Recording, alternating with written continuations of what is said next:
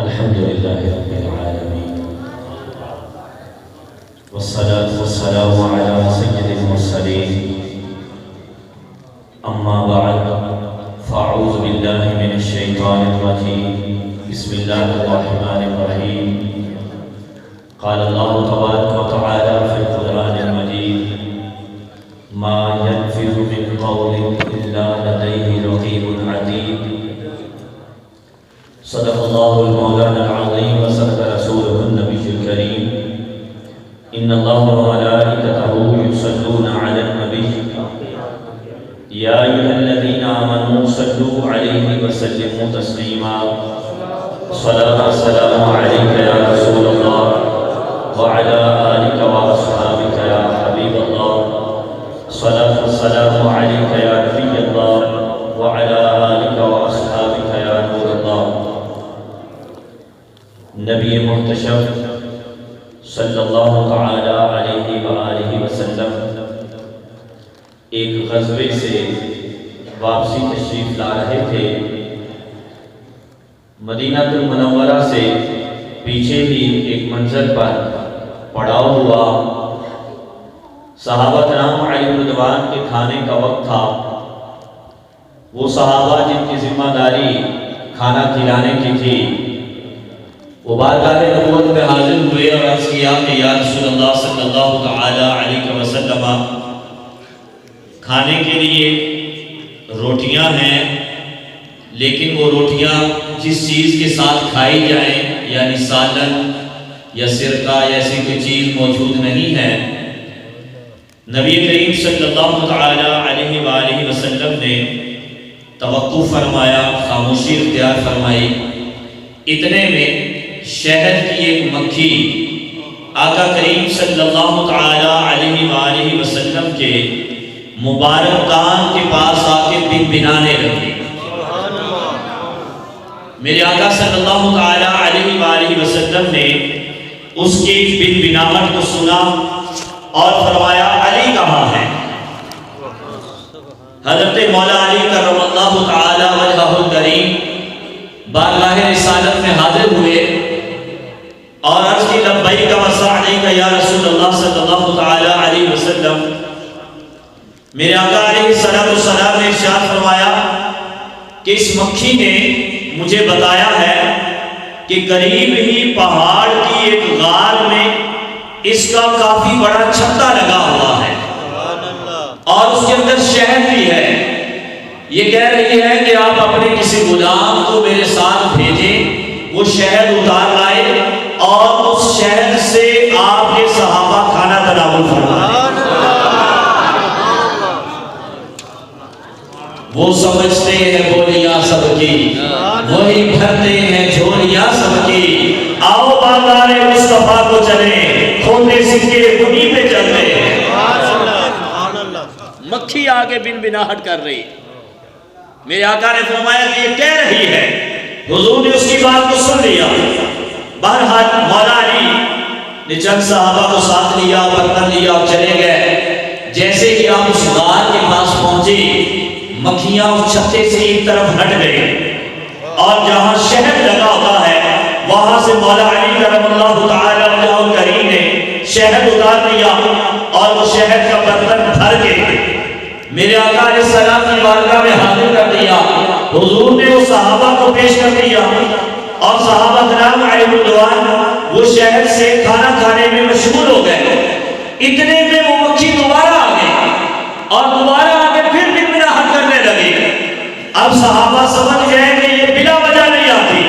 اب عرض کی کہ یا رسول اللہ صلی اللہ تعالی علیہ وسلم یہ مکھی اب کیا کہہ رہی ہے؟ یعنی یہ بلا وجہ نہیں آئی، کسی وجہ سے آئی ہے، تو یہ کیا کہہ رہی ہے؟ میرے آقا علیہ السلام نے ارشاد فرمایا میں نے اس مکھی سے پوچھا ہے۔ کیا کیا ہے؟ پوچھا ہے۔ یہ میرے آقا کا کمال ہے، مکھی کی بات کو سن لیا، لیکن یہ بھی کمال ہے کہ حضور جس سے گفتگو کر لے وہ بھی حضور کی بات کو سن لیتا ہے۔ حضور تو اللہ کے نبی ہیں، ہر چیز کی زبان کو سمجھتے ہیں۔ مکھی تو نبی نہیں ہے، لیکن جب اس سے اللہ کے نبی مخاطب ہے تو یہ کمال ہے حضور کی بات اس سے مخاطب ہو جائے، اس میں ہو ہی نہیں سکتا کہ وہ حضور کی بات کو نہ سنے۔ سبحان اللہ۔ وہ بے جان چیز بھی ہو تو حضور کی بات کو سنے گی۔ تو حضور نے فرمایا میں نے اس مکھی سے پوچھا ہے، اس مکھی سے پوچھا ہے۔ کیا پوچھا ہے؟ میں نے پوچھا ہے کیا مکھی تو اتنا میٹھا شہد کیسے بناتی ہے؟ سبحان اللہ۔ تو مکھی نے مجھے بتایا ہے کہ یا رسول اللہ صلی اللہ علیہ وسلم، اللہ تبارک و تعالیٰ نے ہمارے دل میں یہ بات ڈال دی ہے کہ جب ہم پھولوں کا رس چوس کے اپنے چھتے کی طرف اڑتی ہیں تو رستے میں آتے آپ پر درود پڑتی آتی ہے، اور آپ پر جب درود پڑتی ہے تو پھولوں کا وہ جو ترش، وہ پھیکا، وہ تیکھا رس ہوتا ہے، اللہ اس میں شہد کی مٹھاس ڈال دیتا ہے، اور یہ سب آپ پر درود کی برکت ہے۔ کس کی برکت ہے؟ درود کی برکت۔ اسی لیے تو ہم درود پاک نعت پڑھ رہے ہوں تو پہلے درود، دعا مانگ رہے ہوں تو پہلے درود، اذان پڑھ رہے ہوں تو پہلے درود، نماز کے بعد بھی درود، چلتے پھرتے اٹھتے بیٹھتے درود، تاکہ ہماری عبادات میں اگر کسی قسم کی کوئی کمی کوتاہی بھی رہ جائے تو جیسے پھولوں کا پھیکا یا ترش رس میٹھا ہو جاتا ہے اور شہد بن جاتا ہے، اللہ تبارک و تعالیٰ درود شریف کی برکت سے ہماری وہ پھیکی، وہ ریاکاری والی، وہ کمی پیشی والی عبادات بھی اپنی بارگاہ میں قبول فرما کے اسے درجہ قبولیت عطا فرما دے۔ اس لیے ہم تو کرتے ہیں۔ الحمدللہ اللہ تعالیٰ ہمیں کثرت سے درود شریف پڑھنے کی توفیق عطا فرمائے۔ اور یاد رکھیے گا درود پاک ایسا عمل ہے، اور یہ محبت سے جو درود پاک پڑھنے میں محبت، ایک ہے درود شریف پڑھنا، جیسے بھی میں نے بھی پڑھا، آپ نے بھی پڑھا، اور جب بھی نعت خاتم پڑھتے ہیں اللہ کرے ہمیشہ ہی محبت سے پڑھتے ہوں، لیکن بسا اوقات ہم روٹین میں بھی پڑھتے ہیں، عادتاً پڑھتے ہیں، کبھی کبھار عادت بنائیں کہ ایسی محبت کے ساتھ نہا دھو کے وضو کر کے قبلہ رو بیٹھ کے پڑھیے، توجہ کے ساتھ حضور کی بارگاہ میں لو لگا کے۔ میرے آقا علیہ السلام ارشاد فرماتے ہیں کل قیامت کے دن میرے امتی کو حاضر کیا جائے گا، میدان عمل پہ لایا جائے گا، میدان عمل پہ اس کے نامہ اعمال، اس کی زندگی کے جو اعمال ہیں ان کو تولا جائے گا۔ ساری زندگی کی نیکیاں بھی لائی گئی، گناہ بھی لائے گئے، بدقسمتی سے گناہگار تھا میرا امتی، گناہگار تھا، گناہ بڑھ گئے، نیکیاں کم بڑھ گئے، فرشتوں نے اسے جہنم کی طرف لے گئے۔ آپ جب جہنم کی طرف لے جانے لگیں گے، آدم علیہ السلام ایک بارگاہ میں آگے عرض کریں گے یا رسول اللہ آپ کے ایک امتی کو فرشتے جہنم کی طرف لے کے جا رہے ہیں۔ حضور فرماتے ہیں میں جلدی سے جاؤں گا، جا کے فرشتوں کو روکوں گا اور کہوں گا اے فرشتوں اسے دوبارہ میزان پہ لے کے آؤ، اس کا دوبارہ اعمال نامہ اعمال جو ہے وہ لے جائے۔ فرشتے کہیں گے یا رسول اللہ ہم اللہ کے حکم کے بندے ہیں، جو اللہ کی طرف سے حکم ہوتا ہے ہم وہی کرتے ہیں، اس لیے اس کے لیے حکم یہ ہوا ہے کہ اسے جہنم میں ڈال دیا جائے، اس کے گناہ زیادہ نیکیاں تھوڑی ہیں۔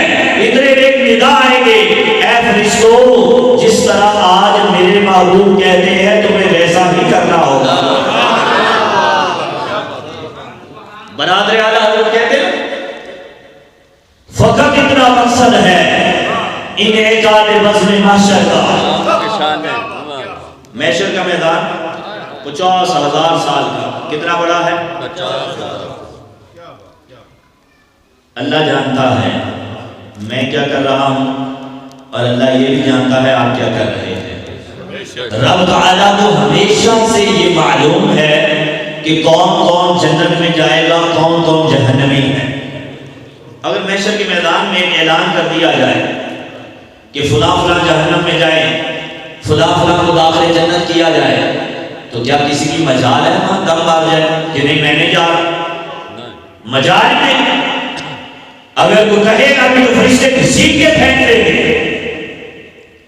جب یا اللہ ایک لمحے میں فیصلہ ہو سکتا ہے، تو جانتا ہے کہ کس نے تیرے محبوب سے وفا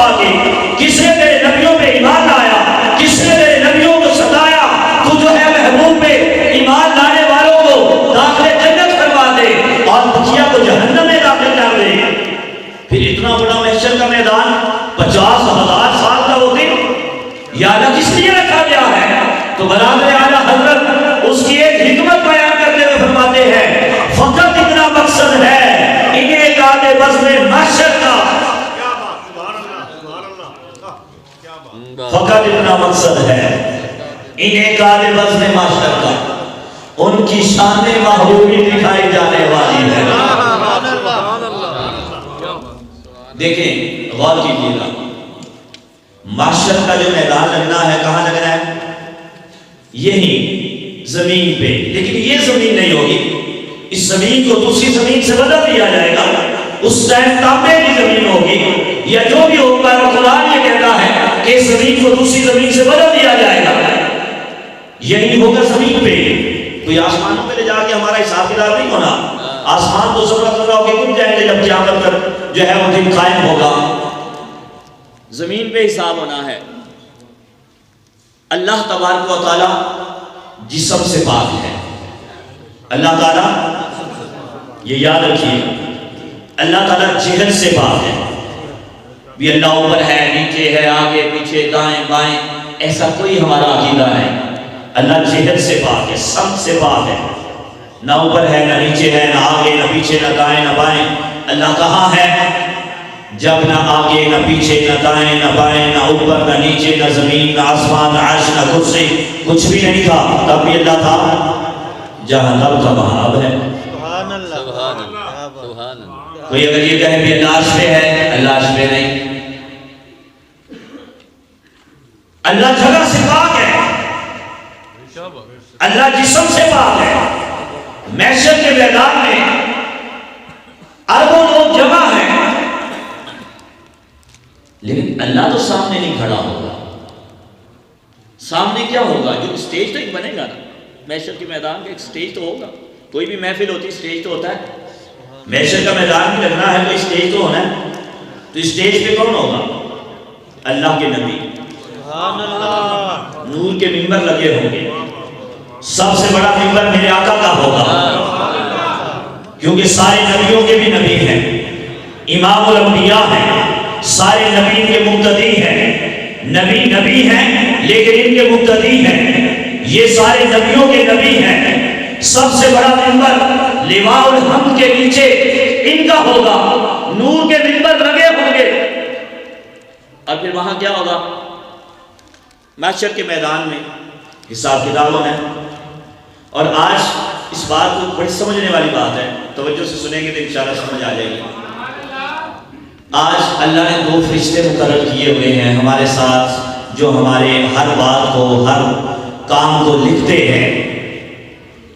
انہیں کیا کہا جاتا ہے؟ کرامن، ایسا ہی یعلمون ما تفعلون، وہ جانتے ہیں جو تم کر رہے ہو، ہمارے اعمال کو بھی جانتے ہیں اور ہمارے جو ہم بولتے ہیں اس کو بھی جانتے ہیں، جو ہم کر رہے ہیں وہ بھی جانتے ہیں، جو بول رہے ہیں وہ بھی جانتے ہیں۔ بلکہ قرآن پاک میں ہے ما يلفظ من قول الا لديه رقیب عتید، یہی آیت کریمہ میں نے ابتدا میں پڑھی کہ بندہ اپنی زبان سے جو بھی لفظ نکالتا ہے ایک نگہبان فرشتہ اس کے پاس موجود ہے، اب اچھا ہے تو بھی وہ لکھ لیتا ہے، برا ہے تو بھی وہ لکھ لیتا ہے، ایسے ہی سمجھ گئے؟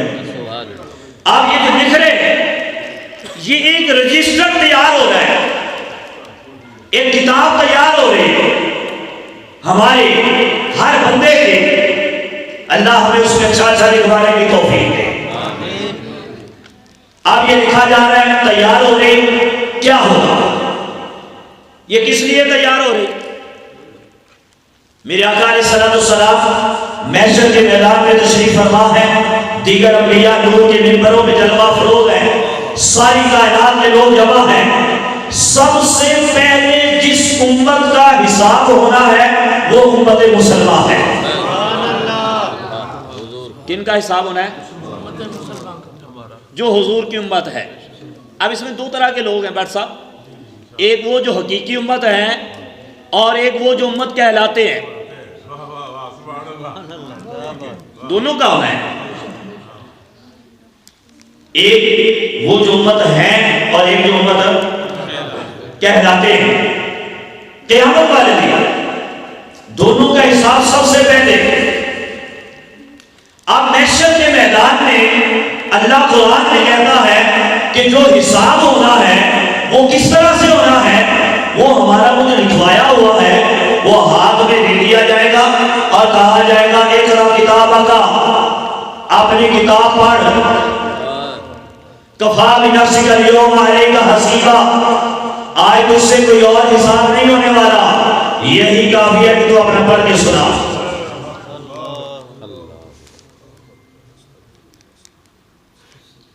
میرا نامہ اعمال میرے ہاتھ میں انشاءاللہ سیدھے ہاتھ میں دیا جائے گا، آپ کا بھی سیدھے ہاتھ میں ملے گا. سب سے پہلے حساب ہمارا ہونا ہے، ہمارے سیدھے ہاتھوں میں دے دیا گیا، کہا جائے گا اقرا، پڑھ کے سنا. اس نامہ اعمال میں نیکیاں نہیں لکھی ہونی، 20 بندے کی نیکیاں لکھی ہوئی ہیں، صاحب کر کے 10 کیلکولیٹر پھاڑو، صاحب 10 کتنی نیکیاں ہیں، ایسے نیکیاں نہیں ہیں. جو بولا ہے نا وہ لکھا ہوا ہے، جو بولا ہے وہ لکھا ہوا ہے.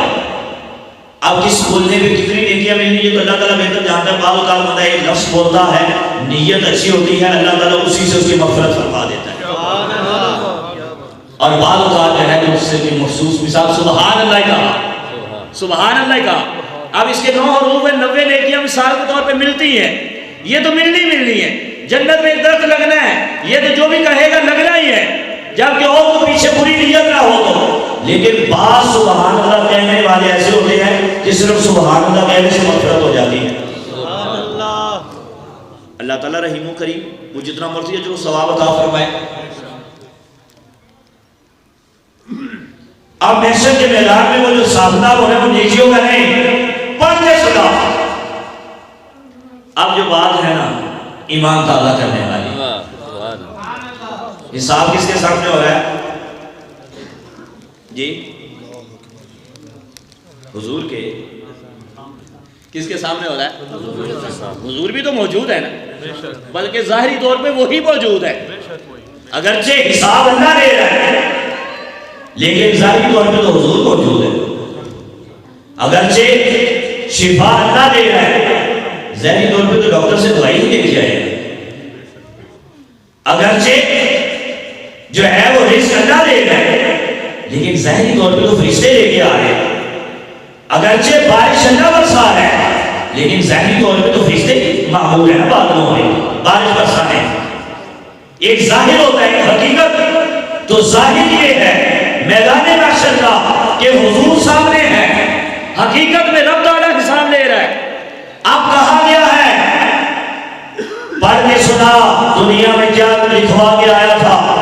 ایک سنی مسلمان کا نامہ اعمال جب اس کے ہاتھ میں دیا جائے گا تو اس کے نامہ اعمال میں کیا لکھا ہوگا؟ سب سے اولا والا ہمارا نبی، سب سے والا والا ہمارا نبی.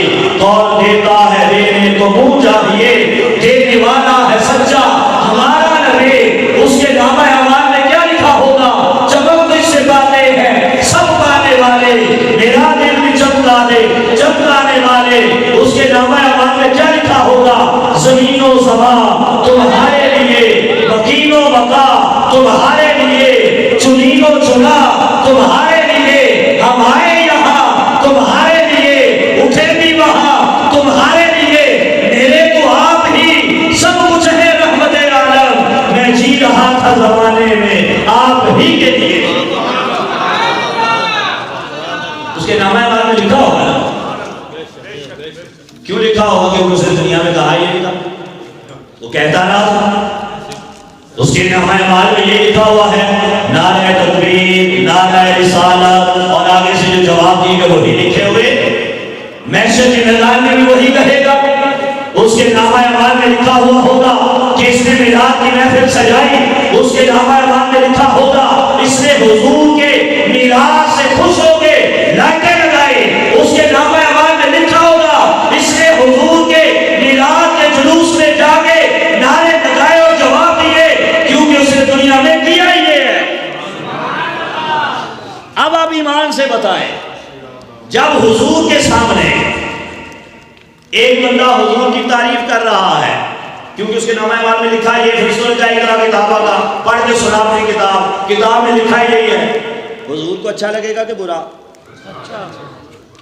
کسی کی بھی تعریف کرو گے تو اس کو اچھا لگے گا. اور یہ تو ہے محمد جن کی تعریف رب کرتا ہے، جن کی تعریف ایسی ہے کہ ایک لمحہ بھی رک نہیں سکتے بلکہ ہمیشہ بڑھتی چلی جا رہی ہے. تو جب ان کی تعریف کی جائے گی حضور کو اچھا لگے گا کہ برا؟ کیا لگے گا؟ جب حضور کو اچھا لگے گا تو پھر اللہ کو اچھا لگے گا کہ برا؟ جی کیونکہ خدا کی رضا چاہتے ہیں تو عالم خدا چاہتا ہے رضائے محمد. نعرہ تکبیر، نعرہ رسالت، نعرہ رسالت، نعرہ حیدری، نعرہ غوثیہ. کیا بات ہے. تو خدا کی رضا چاہتے ہیں تو عالم خدا چاہتا ہے رضائے محمد. جب حضور کو اچھا لگے گا تو اللہ کو بھی اچھا لگے گا، اور جب اللہ کو اچھا لگے گا اللہ جس سے راضی ہو گیا محشر کے میدان میں اس کے لیے جنت کا اعلان ہو جائے گا. حضور فرماتے ہیں باقی نبی ابھی اپنی امتوں کو جمع کر رہے ہوں گے، میں اپنی امت کو لے کے جنت میں بھی چلا جاؤں گا. باقی بھی حساب کتاب کے ہو رہے ہوں گے معاملے، ہمارے انشاءاللہ جنت میں دسترخوان لگے ہوں گے. اس کے برعکس تصویر کا دوسرا رخ، ایک وہ شخص جو امت کہلانے کا دعوے دار ہے، چونکہ وہ بھی امت میں شامل ہے. آج وہ بھی اپنے آپ کو مسلمان کہتا ہے، میں بھی مسلمان، داڑھی امامہ ناک یہ وہ ظاہری چیزیں بات بات کرتا ہے، لیکن دل میں منافقت رکھتا ہے. صرف نماز پڑھنے سے مسلمان نہیں ہو جاتا.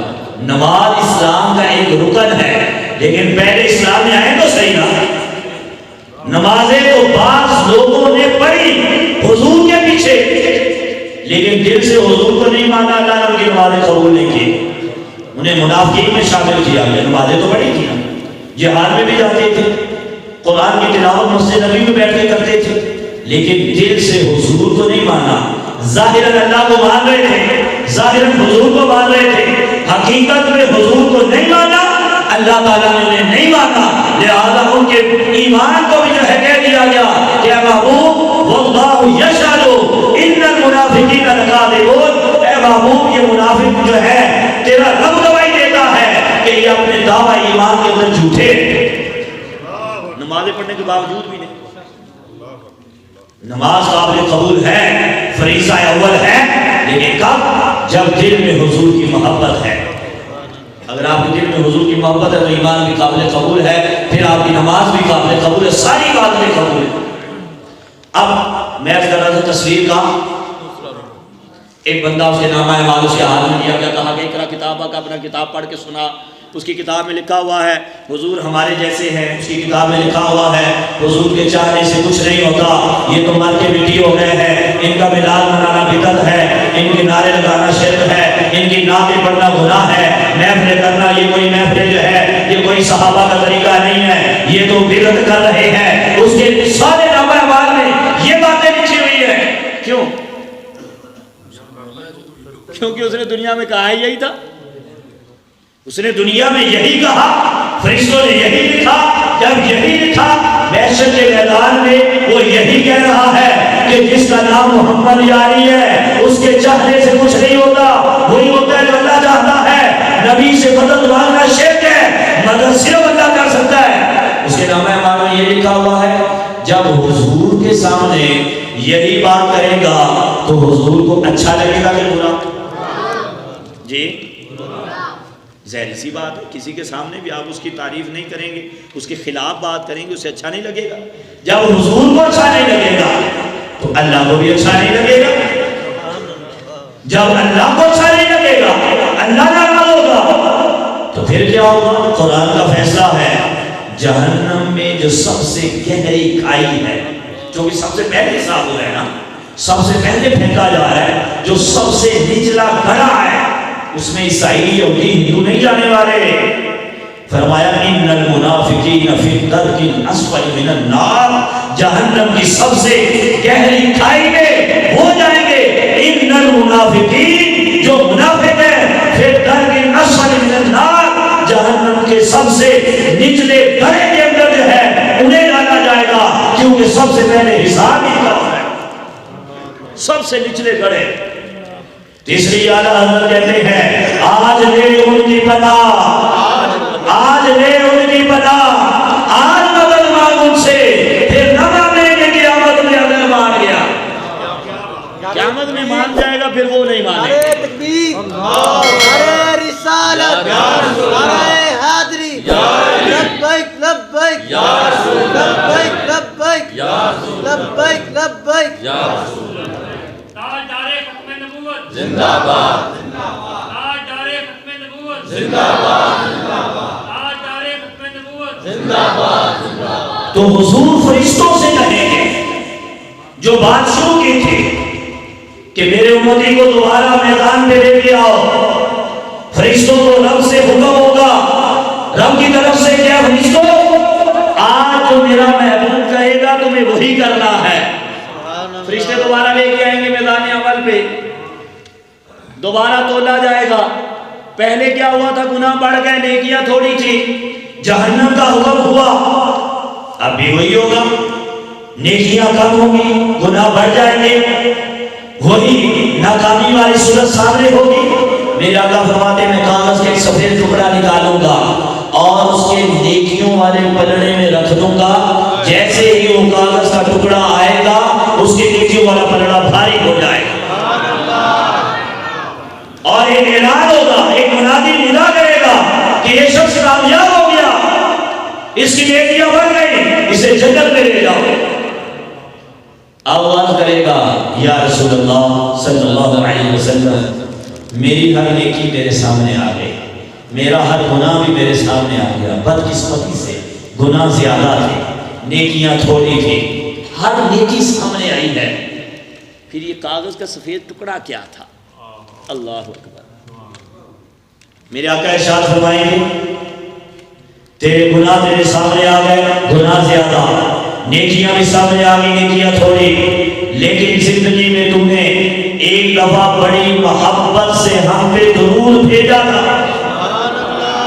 یقیناً جو درود پڑھنے کا ثواب تھا وہ تو اسے مل چکا تھا، وہ تو اس کے نامہ اعمال میں نیکی تھی، یہ جو تیرے دل میں درود پڑھنے میں محبت پیدا ہوئی، اس محبت کو تیرے آج کے اس مشکل دن کے لیے سنبھال کے رکھا ہوا۔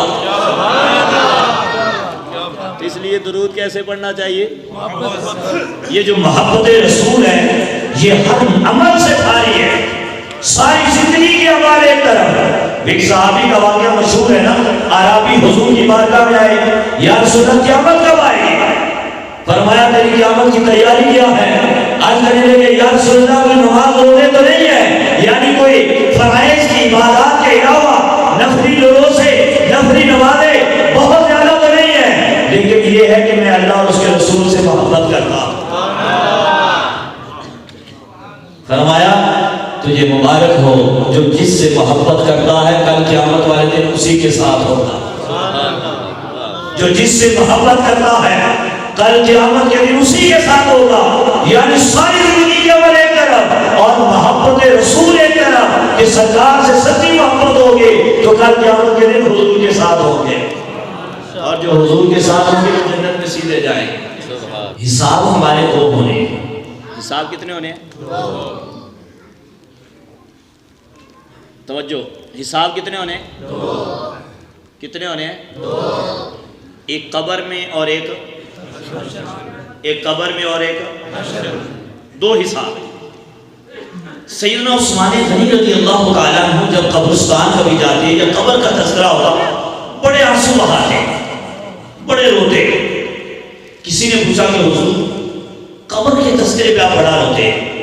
آپ فرمایا کہ قبر کا حساب یہ آخرت کے مرحلوں میں سے پہلا مرحلہ ہے، جو اس میں کامیاب ہو گیا وہ اگلے حساب میں بھی کامیاب، جو یہاں کامیاب ہو گیا وہ آگے بھی کامیاب، جو قبر کے امتحان میں کامیاب ہو گیا کتنے حساب ہونے ہیں؟ ایک قبر میں اور ایک قبر میں جو حساب ہونا ہے وہ اعمال کا نہیں ہونا، وہ عقیدے کا ہونا ہے۔ کس کا ہونا ہے؟ گویا کہ سیدنا عثمان غنی رضی اللہ تعالیٰ عنہ کی اس بات کا مطلب یہ ہے کہ جو عقیدے کے امتحان میں کامیاب ہو گیا وہ اعمال کے امتحان میں کامیاب ہو جائے گا۔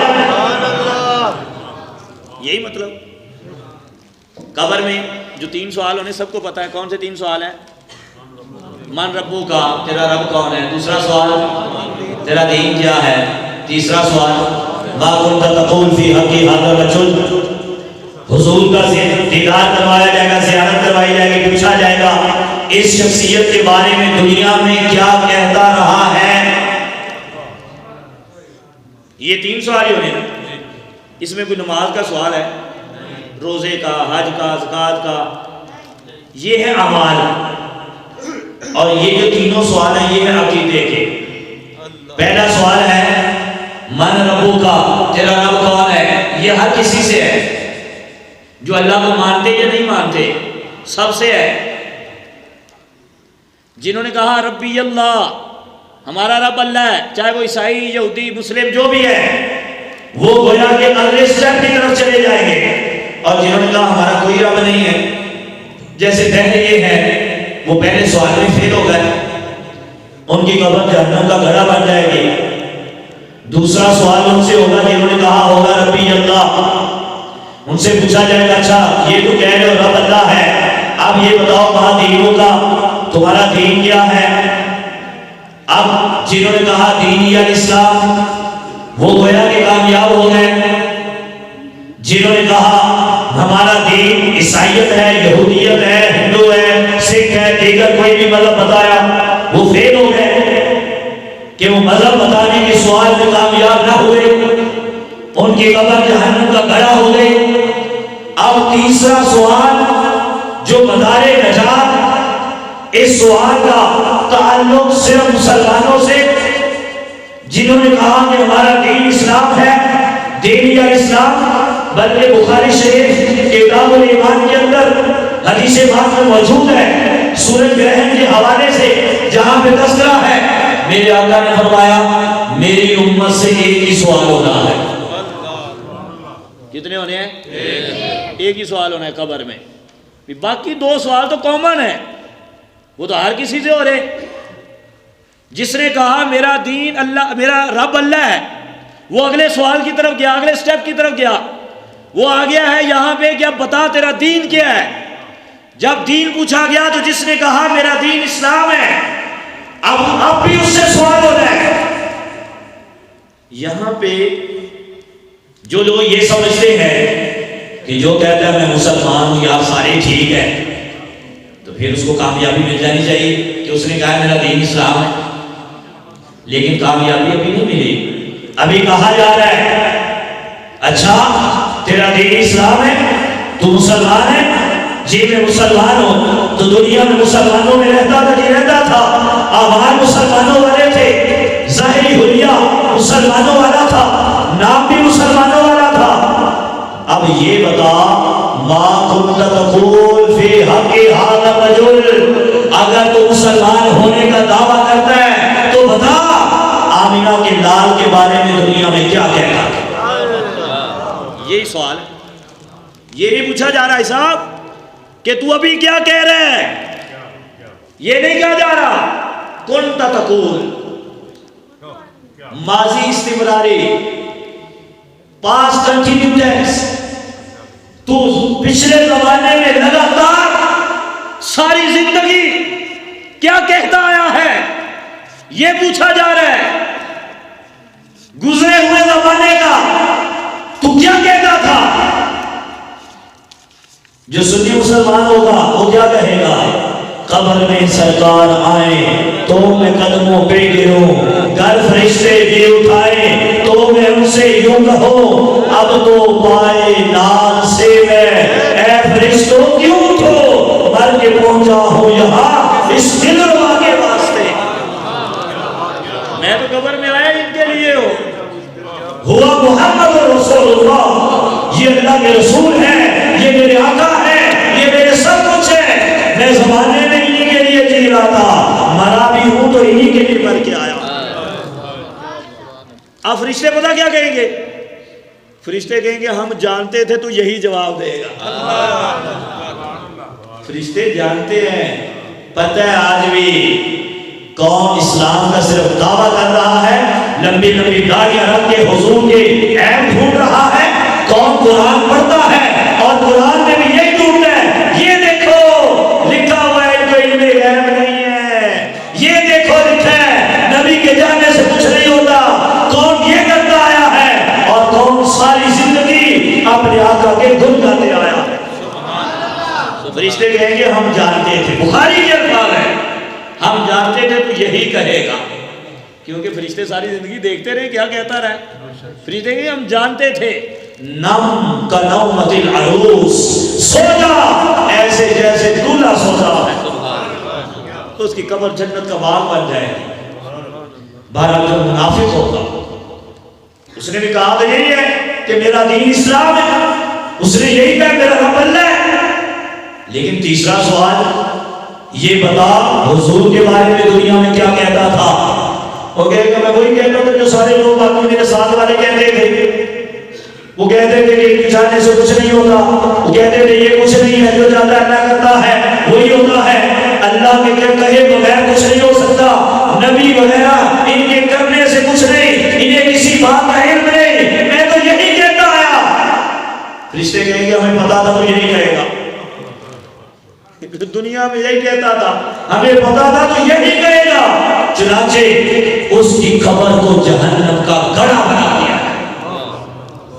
آج لے ان کی پناہ، آج مدد مانگ ان سے، آج اس دنیا میں حضور کی تعریف کرو، حضور کی نعتیں پڑھو، حضور کی نعتیں سنو، حضور کے علوم کو پڑھو، حضور کی سیرت کو پڑھو، حضور کی سنت کو اپناؤ، حضور کے طریقے کو اپناؤ، آج لے ان کی پناہ، آج مدد مانگ ان سے، پھر نہ مانیں گے قیامت میں اگر مان گیا، وہاں تم مانے گا وہاں وہ نہیں مانیں گے، اور دنیا میں قبر میں آخرت میں نجات میرے آقا کے چاہنے سے ہونی ہے، رب نے اسی سے راضی ہونا ہے جس سے حضور راضی ہوئے، کیونکہ اللہ تبارک و تعالیٰ نے یہ دنیا میں ہی اعلان کر دیا ہے کہ میں اسی کی اطاعت کو قبول کروں گا جو میرے محبوب کی اطاعت کرے گا، میں اسی کی محبت کو قبول کروں گا جو میرے محبوب سے محبت کرے گا، میں اسی کے کرنے کو قبول کروں گا جو ساری زندگی میرے محبوب کے گن گاتا رہے گا، اور اگر میرے محبوب کی ذات میں عیب نکالا، بے عیب پیدا کیا اللہ نے، اس بے عیب نبی میں جو عیب نکالے گا پھر قبر میں بھی ذلیل ہوگا، حشر میں بھی رسوا ہوگا، اور جہنم کے سب سے نچلے گڑھے میں جائے گا۔ اپنے اعمال کو بھی درست کریں، لیکن اعمال کی درستگی سے زیادہ عقیدے کی درستگی ضروری ہے۔ قبر میں حساب عقیدے کا ہے، اگر یہاں کامیاب ہوئے تو آخرت میں کامیاب ہے، اگر یہاں رہ گئے تو آخرت بڑی مشکل ہے، تو اس لیے اپنے اعمال کو ٹھیک کریں، نماز پڑھیں، اخلاق درست کریں، اپنا کردار درست کریں، لیکن ان سب سے زیادہ اپنا عقیدہ ٹھیک رکھیں، ٹناٹن مسلمان رہیں، ذرا بھی چھوڑ نہ آئے کہیں پہ، اگر یہاں چھوڑ آ گئی، آج رشتہ داری کو دیکھتے ہوئے، آج چودراہٹ کو دیکھتے ہوئے، آج اپنا ایک سیاسی کردار بڑھانے کے لیے اگر حضور کے گستاخوں کے ساتھ رہے، وہ ہاتھ ملاتے رہے، حضور کے گستاخوں کے ساتھ رہے، اٹھتے بیٹھتے رہے، کل میدان محشر میں آمنہ کے لال کو کیا منہ دکھاؤ؟ آج اپنے عقیدے کی حفاظت کریں، کچھ بھی ہو جائے، دنیا ساری جاتی ہے تو چلی جائے، بیٹیاں بیٹے بہن بھائی ساری زندگی کنوارے بیٹھے رہیں تو بیٹھے رہے، لیکن بد مذہب کے ہاتھ میں کبھی اپنی بیٹی کا ہاتھ نہ دے، بد مذہب عورت کو بھیا کے کبھی اپنے گھر نہ لائے، تاکہ گھر کا ماحول اور چادر و چار دیواری کا ماحول جو ہے وہ سلامت رہے، عشق رسول قائم رہے، اور حضور کی محبت آگے ہماری نسلوں تک جائے۔ یہ اسلام کا پیغام ہے، اور آج کے بیان کا یہی پیغام ہے، اور ہمارے وہ بوڑھے وہ بزرگ جو خاندانوں کے بڑے ہوتے نہیں کوئی نہیں چلو کوئی کر لو شادی کر لو، کوئی نہیں وہ ٹھیک ہے یار سارے ٹھیک ہے، مولویاں نے کرنا ہے، یہ تو قیامت والے دن پتہ چلے گا، قبر میں پتہ چلے گا کہ یہ عین گلے ہیں یا جو ہے وہ حقیقت یہ تھے کہ جس کے دل میں حضور کی محبت تھی وہ بے عمل بھی ہوگا نا۔ آخری حدیث میں سناتا ہوں، ٹائم ہو چکا، بخاری کی حدیث ہے۔ میرے آقا علیہ السلام نے ارشاد فرمایا کل قیامت کے دن اللہ تبارک و تعالیٰ میرے ایک امتی کو لائے گا۔ کس کو لائے گا؟ حضور کے امتی کو، اسے اپنے پردہ رحمت میں چھپا لے گا۔ کس میں؟ پھر اس سے پوچھے گا بتا یہ کرتوت کیا تھا؟ وہ مانے گا کیا تھا، کیونکہ کیا تھا، یہ کیا تھا، کیا تھا، یہ کیا تھا، کیا تھا، مانے گا۔ سارے اس کے بہت سارے گناہ گنوائے گا اللہ۔ حضور فرماتے ہیں وہ بندہ تھک تھک کام رہا ہوگا کہ میرے گناہ شمار کروائے جا رہے ہیں، ابھی میرے لیے جہنم کا فیصلہ ہوگا، ابھی مجھے جہنم میں ڈال دیا جائے گا، لیکن اس کا حساب کیسے ہو رہا ہے؟ پردہ رحمت میں۔ حضور کا امتی ہے، عاشق ہے، گناہ گار ہے، چھپا لیا اللہ نے تاکہ باقیوں کے سامنے رسوائی نہ ہو، ذلیل نہ ہو جائے۔ گناہ گنوائے جائیں گے، گنواتے گنواتے گنواتے جب وہ بندہ تھر تھر کانپنے لگے گا، اللہ کی رحمت جوش میں آئے گی۔ اللہ فرمائے گا جا، میں نے تیرے ان سارے گناہوں کو نیکیوں میں بدل دیا۔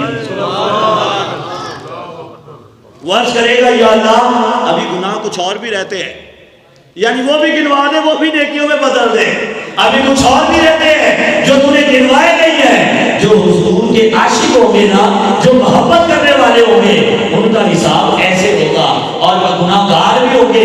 اللہ کوئی نہ کوئی وسیلے سے، بہانے سے، کسی ذریعے سے، کسی کی شفاعت سے، کسی کے سبب سے، کسی کے پیر کام آ جائیں گے، کوئی ولی کام آ جائیں گے، عالم کام آ جائیں گے، حافظ کام آ جائیں گے، شہید آ جائیں گے، حاجی آ جائیں گے، نہیں تو میرے آقا تو ہے ہی ہے۔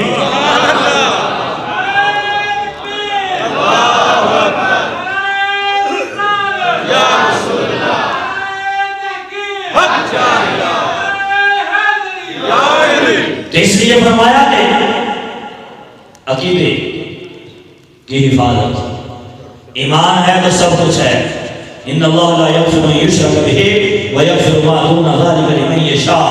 اللہ کفر کو معاف نہیں کرے گا، کفر نہیں کرنا، اسلام پہ استقامت کے ساتھ، منافقت نہیں کرنی، اسلام پہ استقامت کے ساتھ جائے، اللہ تعالیٰ ہر گناہ معاف فرمانے والا۔ اللہ تعالیٰ ہم سب کو اسلام و سنیت پر استقامت عطا فرمائے، حضور کی سچی محبت میں حضور کی سنتیں اپنانے کی توفیق عطا فرمائے۔ وما علینا الا البلاغ المبین۔